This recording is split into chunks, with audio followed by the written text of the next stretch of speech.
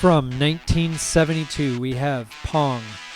It's a classic, but is it really all it's cracked up to be? We're going to take a look at it now here on Legendary Tactics. I'll start out by saying that Pong is rated E for everyone. The game doesn't have a lot of violence or gore or foul language that would cause a parent any concern. I have no problem recommending this game for children. And basically, as you can see, the gameplay is like it's a tennis type game. There's two players hitting a ball back and forth, and there's something resembling a net in the center.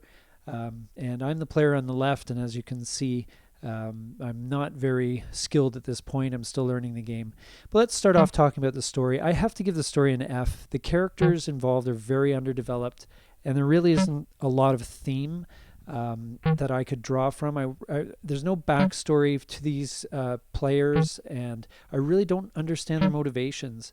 Maybe some fans can help out with that if they've dug into any of the fan fiction. It would be great to know if there's much else about these characters for us to care about. Because at the end of the day, I felt that I was fairly detached. And that's not what I want from a game. I want some story and I want to go on an adventure. And I just felt like Pong was a little bit deficient in this area. So I'm hoping that the fans can build this world a little bit more. Graphics wise, I give it a D-. The resolution was crisp and the movement is very smooth, but there's no textures. It's a very basic setup that way. Obviously the designers were focused on other elements of the gameplay. I know the screen is a little blurry because I was had to zoom in a bit in order to give you the proper view of the game. But as you can see, I'm losing pretty badly here. My paddle on the left here is doing his best, but anyway, it's a bit of a learning curve. The sound I'd give a C- too. The sound design is pretty minimalist. It's adequate, but it's really limited, and music would help a lot to emphasize the really exciting moments. Like, look at this.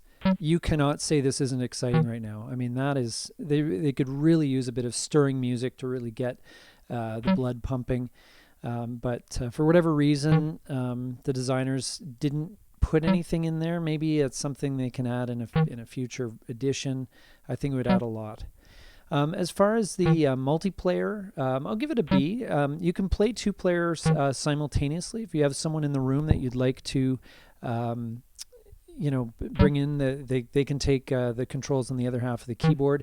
There is no online play as of yet, so I'm hoping that that comes along at some point. Perhaps in an expansion. I think that could be a really good thing. The game doesn't really have a sense of progression, though. It could really use a boss level maybe, or even just a different level, maybe playing on different courts. You can't add any skills or develop your player in any way, and I think it would be really great if they did add some special moves. Maybe special trick moves that your character could develop over the course of many games. There's a lot of room there for the designers to grow this game, and I really hope that they consider that for future expansion. Just as this was a game that I played, at my worst here, I was down 4-1, and then at another point I was down 7-4, as you've noticed, and the tension is building. I mean, I can feel it now, and luckily I managed to go cross-court on this one, froze him, and suddenly it's a 1-point game. And I do have a chance, but it's still very, very close, and he does have that slight edge on me right now. So we battle back and forth for a little while. He's making me run all over the place. My character just can't make it down to stop that one. I was a little bit out of position, so we're down to basically I'm down to my last life here. The game goes till 9, and I've got to make sure I do not make a single mistake, because that will cost me the game. And we do some pretty fine rallying here just to keep the ball in play. The speed of the ball is ramping up, but again, I cannot make a single mistake, and I managed just to fool him on that one. I think he thought that it was going to be a little less of a bounce than it actually was.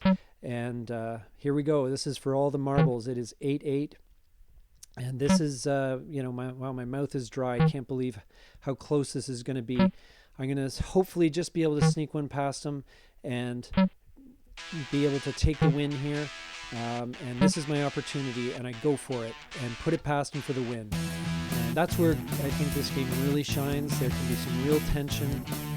Hope you enjoyed this review and playthrough. This has been Legendary Tactics. Thanks for watching. Please like and subscribe.